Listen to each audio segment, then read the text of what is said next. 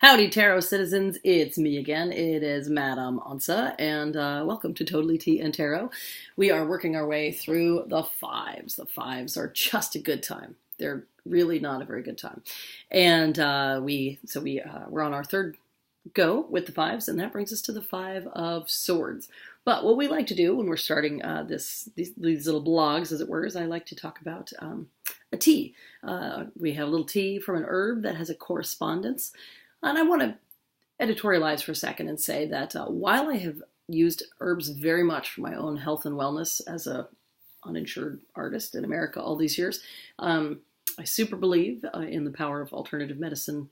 Before we called it medicine, before there was a pharmaceutical company.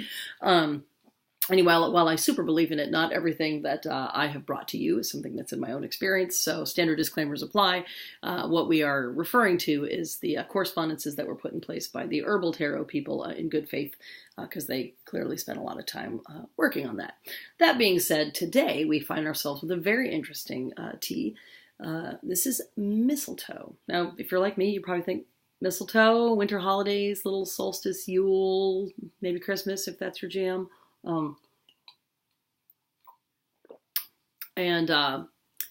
course, mistletoe does have all of these ancient associations as being not just useful, but revered, might be a good way to put it. But in terms of its modern day practicalities for our purposes, some of the things that came up, literally if you Google it up, it says mistletoe can be used for an incredible variety of difficulties, including soothing nerves, mitigating snoring for the snoring inclined.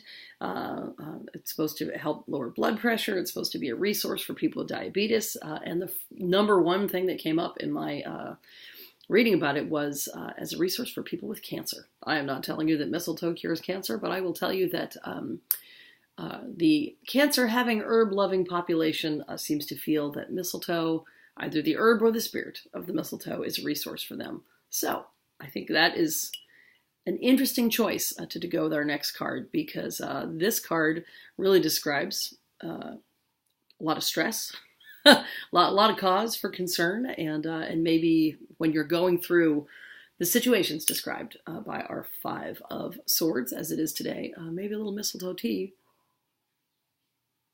is in order. Preferably with a tea ball. I just had to throw it directly in the teacup because I couldn't find any today. Whew. So now let's talk about the cards.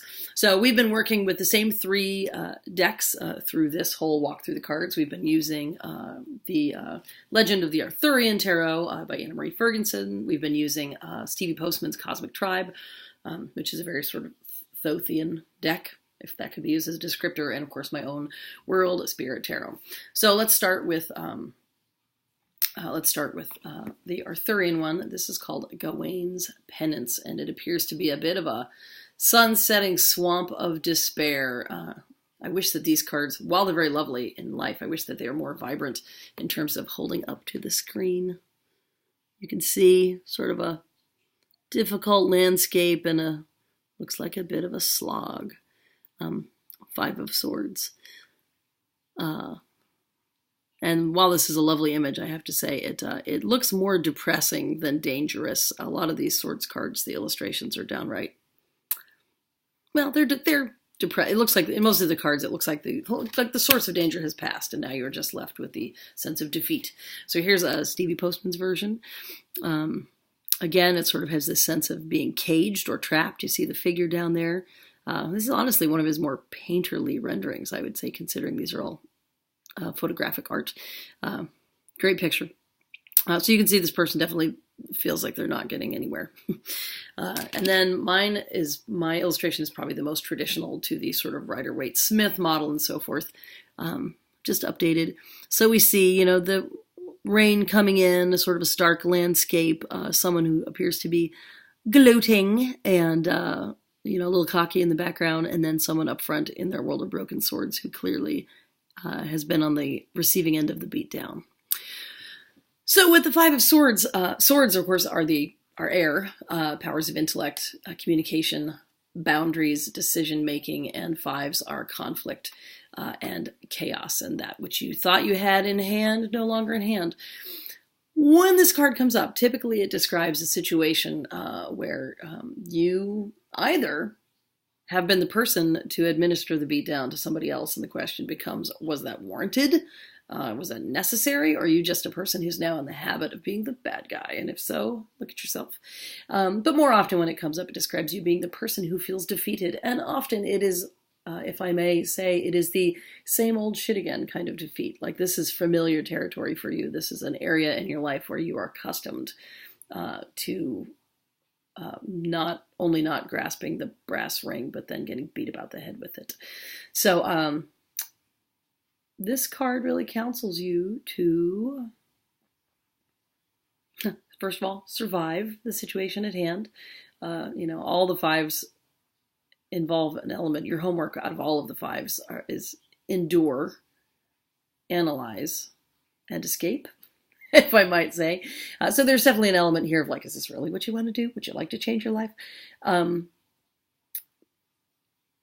But yeah, there's a question here of like, not to victim blame by any means, but, to say, is this a thing that happens for you all the time?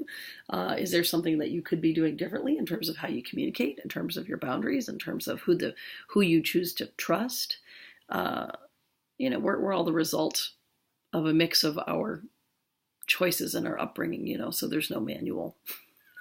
There's no manual that applies universally. Everybody has to make their own decisions. But so this card really asks you, how would you like this outcome to be different? And I want to say, I feel that that's true with all tarot cards. And if you read for novices, the public who, is merely superstitious and not particularly, I am wearing a shirt, by the way, who are not particularly well informed, they always have a little bit of fear and trepidation, as if everything is written, as if our job as tarot readers is to somehow reveal the fabric of the universe and show them their victory or doom. You believe what you believe. I think that's a load of horseshit. I think that we are not Calvinists. It is not written. It is not predetermined. All tarot readings give you homework and say, do you like this outcome? Great. Lean into it. If you don't like this outcome, what can you change in your environment? Very few of us have no options.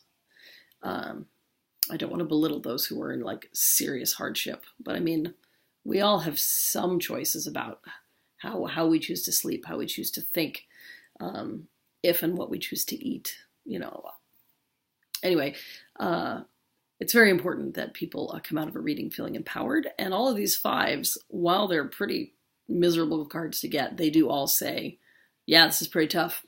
What are you going to do about it? So there's so much more to say about tarot cards forever and always. But if you have any feedback about those, about the decks themselves, my deck, the World Spirit Tarot, which is now in its second edition, and you can buy it on the internet. It's on Amazon and Etsy and everything. Or generally, if you're a fan of one of these other decks, Steevee Postman's deck or Anna Marie Ferguson's deck, I'd be happy to talk more about that. You can find me on the internet, either on the Facebooks, I'm on the Patreon, I'm on the Etsy, or just here in the comments. Feel free to tell me what you think, and blessed be.